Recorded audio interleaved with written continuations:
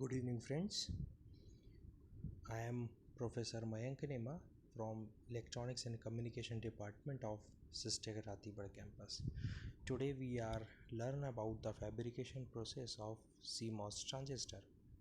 There was an era where computers were such large in size that to install them easily a room space was required. But today they are so evolved that we can even carry them as notebook easily. The innovation that made this possible was the concept of integrated circuits. In integrated circuits, a large number of active and passive elements, along with their interconnections, are developed over a small silicon wafer. The components over the wafer include resistor, transistors, diodes, capacitor, etc. The most complicated elements to manufacture over ICs is transistors. The transistors are of various types such as CMOS, BJTs, FETs. We can talk about the technologies.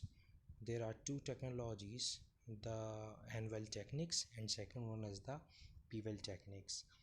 There are various steps for use the CMOS fabrication process. Substrate, second is oxidation, photoresist, masking, removal of photoresist, etching, formation of N-well, removal of silicon dioxide, deposition, formation of gate region, masking and diffusion, laying of thick field oxide, metallization, and formation of terminals. The N-well P-well technologies where N-type diffusion is done over a P-type substrate, or we can say the P-type diffusion is done over a N-type substrate respectively. CMOS can be obtained by integrating both NMOS and PMOS transistors over the same silicon wafer, or we can say the CMOS is a combination of NMOS and PMOS. In N-well technology, an N-type well is diffused on a P-type substrate, whereas P-well is diffused on a N-type substrate. Now we can talk about the substrate. Uh, this is our step 1. First we can choose a substrate as a base for fabrication. Look into the picture for N-well. This is an N-well. P-type silicon substrate is selected. Now moving towards the oxidation, this is our second step. The selective diffusion of N-type impurities is accomplished using silicon dioxide, that is SiO2, as a barrier which protects portion of the wafer against contamination of the substrate. Meanwhile, SiO2 is laid out by oxidation process, then exposing the substrate to high quality oxygen and hydrogen in the oxidation chamber. Then step 3 is the photoresist. At this stage, to permit the selective etching, the silicon dioxide layer is subjected to the photolithographic process. In this process, the wafer is coated with a uniform film of a photosensitive emulsion. And then moving forward to the step 4 is masking. In this step is the continuation of the photolithographic process. In this step, a desired pattern is openness is made using a stencils. This stencil is used as a mask over the photoresist. The subject is now exposed to the ultraviolet radiations UV rays. The photoresist present under the exposed regions of mask get be polymerized. Then removal of unexposed for photoresist. The mask is removal and the unexposed regions of photoresist is dissolved by developing wafer using a chemical such as trichloroethene. Then step 6 is etching. The wafer is immersed is an etching solution of hydrofluoric acid which removes the oxide from the areas through which dopants are to be diffused.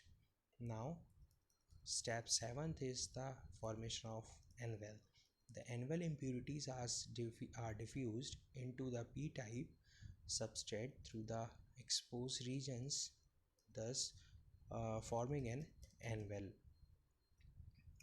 Then removal of the silicon dioxide, that is called the SiO2, is now removed by using the hydrofluoric acid.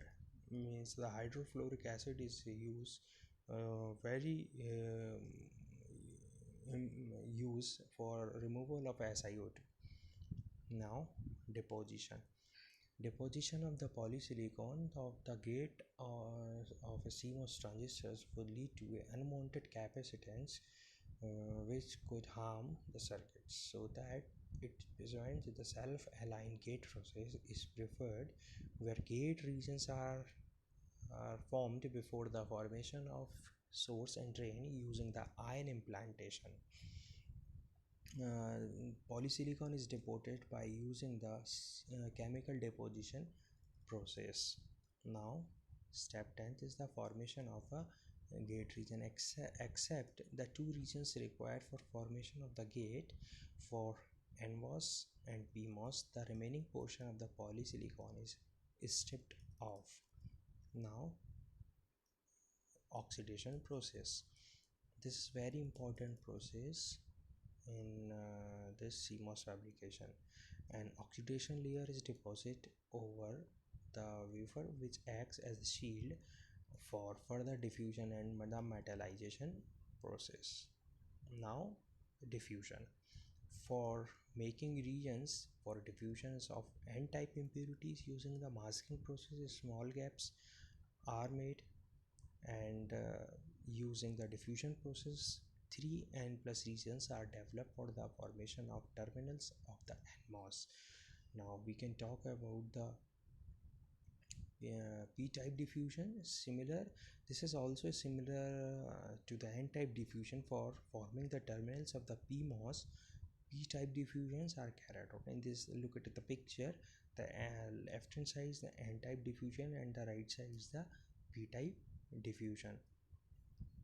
Now, laying of the thick field oxide. Before forming the metal terminals, a thick field oxide is laid out to form a protective layer for the regions of the wafer where no terminals are required.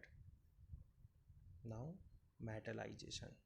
This step is used for the formation of metals terminals which can provide interconnections. Means metallization is used to form the metal interconnections. Aluminium is sprayed on a whole wafer. It means that the aluminium is a metal, and aluminium is generally used for forming the metallization process. The formation of the terminals. In the gap formed after the removal excess metal terminals are formed for the interconnections. Now, assigning the terminals names of NMOS and PMOS. Look at the picture. B as GD is the base, source, gate and drain. B is the body for the NMOS as well as the PMOS process. This is the making of CMOS using the P-well technology. The P-well process is also similar to the anvil process. Thank you so much.